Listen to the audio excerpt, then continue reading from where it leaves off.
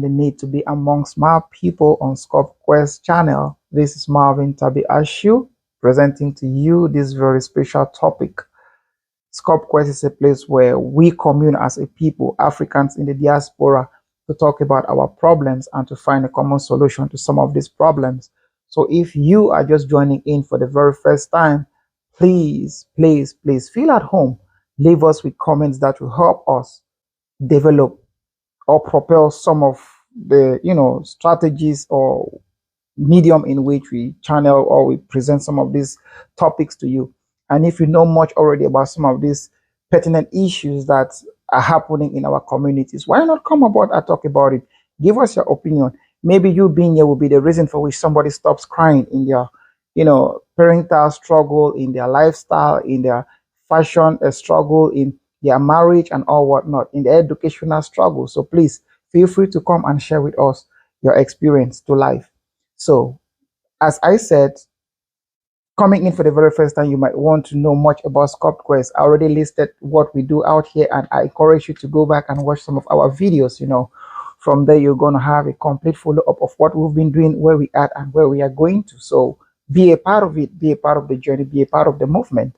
Last week, we talked about one of the major problems that men do face abroad. A broader claim, and a couple of them have been saying that women is the biggest problem. And I try to debunk some of those claims and say that, hey, we cannot transfer all of the problem, all of allegations on our women, but rather we should look at things from within and see where we have failed to be able to develop ourselves, to conquer some of these challenges, to put ourselves out there so that we can attract the real kind of woman, the class of women that we are looking for, that we are seeking for. So I said it's not like women are actually holy or they are actually free of some of these allegations, but again, it shouldn't be so centered on them. And I also said that I'm going to be talking on the other side of it as to why I think that women are actually part of the problem. So women, let's get into it. Marriage, right? Union, friendship, as I would say, it's a form of economic institution that has to say whatever agreement that we have as partners in an agreement should benefit both persons. There is just no way a marketer will do a sale to a consumer without both parties being satisfied in the exchange. It therefore means one has been cheated. So the one that has been cheated will always put blames on the other person that, hey, you cheated me on this because the value for money was not met. It goes the same way with relationship. It goes the same way with marriage. And talking about the economic part of the marriage, we are looking at people that, like women, our sisters say they want a high value man. Who is a high value man? And there is a reason for which they want a high value man. A high value man is a man of very, very high caliber. His intellectual strength is up high, career path is good, physical presentation, lifestyle is top, very, very eloquent in everything that he does. And he understands the direction of things. Every woman wants that kind of a man. True. But I would want to challenge our sisters to be women of virtue. There is a reason for which I want all of us, or I hope that our sisters become women of virtue. Because a woman of virtue looks at what the potentials that a man has and where he is and where he is going to.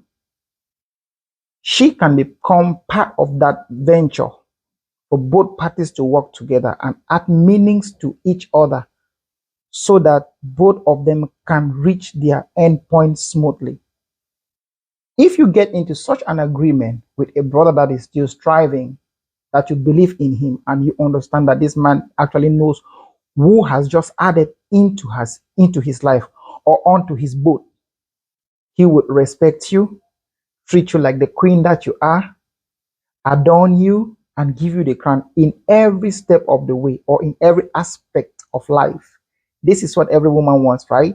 But how many of our sisters abroad are willing to go through this journey with a brother?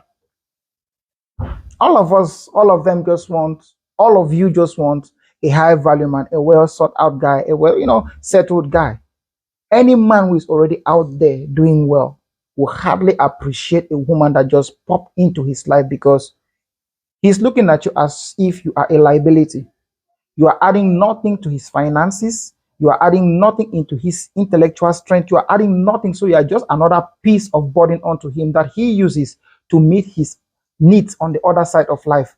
I mean, childbearing, I mean, sexual pleasures. Very few of those guys that are very, very well settled are going to really like love you for who you are. It is easier said than done. But every day, I tell you, I'm a man. We keep on analyzing. Is she here for real? Is she here for my money? What her intentions? What is she up to? You don't want to be in such a relationship, right? So, in order to free yourself from that, choose your friends wisely. Sisters that are just coming into Europe, the younger ones, the younger generation, this is directed to you. Our elders, that's your aunties and those mommies in town, have already missed the target, to be candid. Not all of them, but I'm just saying a lot of them. And those are not the kind of people that you want to be so inclined to. There is a reason for this. Not everybody is bad. It's not a bad thing to have an aunt out there, a mommy out there that gives you some kind of advice. But you, as somebody who has a vision, you who is the vision bearer, you know where you want to go, you know where you are at. You need to be able to have the analytic ability to sort out what is good for you where you are and what is not right for you, that won't take you to where you are going. You try them out. The common thing that happens with some of these our elders is when a young girl comes into town, they groom you according to what they knew 1999, not what is happening presently. They are not even aware of the laws that are changing. They are not even aware of the opportunities that it can push you to grab to better yourself. But if you ask me or advise you to start with your language course, there is a reason for that. For yourself to be able to integrate. For yourself, since you are an aspiring mother, you are going to use this language skill to do your children's homework, which is good for their own development. You'll be attending parents' meeting. You are going to be handling situation as they come because you have a good understanding of or a good command of the language. That is where the education part starts. And this means value. After this, you have another opportunity to get into what they call Ausbildung, training for you to be able to pick on a career. And that means value unto you as a woman. Now you are moving from step to step gradually, which means that you are moving closer to those high value men that you are aiming for. But if you don't do all of this, see where you are going to land yourself. When you meet some of these elders around town, what they're going to do is to groom you to meet one brother that is already established, system-wise, paper-wise, and all of that. And that is what they are pushing you to do. Oh, in Europe, this is the only thing that you need to do to survive, to stay afloat in the system. Sister, it's the big lie. Because the moment you get into it, you're not getting with the right mindset into that relationship. It means that you're going to pick anything not up to your standard, not up to your taste, not what you actually want, but because that auntie that you so trust and believe in has told you that this is the only way out, and you are very, very reluctant to use or take advantage of search engines to ask questions. Google is there to answer you. YouTube is there to answer you. Ask questions from the right source. You're going to find answers. And so since you are just guided by what you've been told, you are ignorant, you fall victim into the hands of the wrong people. You end up becoming a single mother.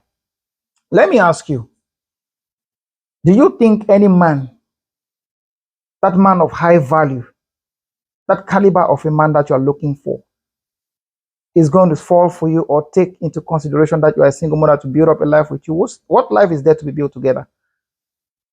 I'm not saying it is not possible, but 90% of the time, you've seen it for yourself in Europe, it is not working because it is difficult to be in a relationship where there is a child. I tell you why. Because attention has been drifted to this child. So any man that is coming will be hanging by the door, waiting for you to get done with your child and attend to them. And a man that is not willing to walk towards that journey or through that journey with you, you begin to feel like this man does not love your child, or this man is not there for the child, this man is just there for their own interest. But don't forget that you've been in another person's life for that same interest. You see how it works. So whatever you sow now comes back to you, and you begin to feel like these brothers are not willing to walk through life with you. It is difficult to be in a relationship with a single mother. I'm telling you, People do it, it works for them, yes. But the easiest way is for you to find a person that is still very fresh and you build with. Be patient with life. Everything is not too quick, it's not too fast, fast, fast. Easy come, easy go, like they say. It's a very huge problem because you don't want to walk through life. See how this educational thing is going to help you, yeah? Become a mom. Simply because the government has told you that, oh, we can accommodate you, oh, we can give you some financial assistance here and there, you feel like you no longer need a man because you see that all the sisters around you live that kind of lifestyle and you think that that is what works best for women in Europe because you are covered by so and so. And you are not willing to work with this brother because he wasn't even the right man, the man of your choice to begin with, that you ended up having a child with. So you begin to see the complexity now popping up. If an accommodation is finally given to you now, 2, 3 rooms for your kids, you see that now as another you see that now as another business venture. You lease out some of these rooms to total strangers because you want to earn more money through those rooms, and then you end up packing those children in a single room. Children are no longer comfortable to sleep well. They are not well taken care of because everything is so jam-packed. You invite strangers, you don't know if some of those people have rape histories, or they were thieves, or they have some kind of spiritual problems that is haunting them here and there. You end up expose your children to such energy. Are you ever going to ask yourself why your children behave in a certain way? No. We don't look at these things. We feel like this is the norm. We expose our children to some of these problems. It's not the way out as a single mother. Again, you cannot take these children on vacations for them to develop on their self mentally. When it is vacation time, you see a lot of Westerners take their children on vacation, isn't it? We rarely do that because we don't have the means to do that. We are so centered on packing this money back to Africa to prove a point to those that are home that we are making it big, which is all a lie. The sacrifices that you make just to gather these coins that you gather, the threat that you expose your children to just to gather this money that you are trying to prove a point to people back home doesn't worth it. Your children can go on vacation. When they come back to school, other kids are talking about what they experienced, in their vacation. Your children are dormant, they are quiet, they are retarded because they haven't experienced that yet. They're abroad. Your children abroad are not different from those that are in Africa, as we can see. They begin to shy away. They are not competitive based on the lack of exposure. Whereas if a dad was there that you work together hand in gloves, probably it wouldn't have been so. I mean, not any kind of a father. I'm sorry, because we have people that are present, but a lot of us don't want to take the responsibility, which was the reason why I said yesterday that not, every problem should be hung on the women. Choose that man wisely.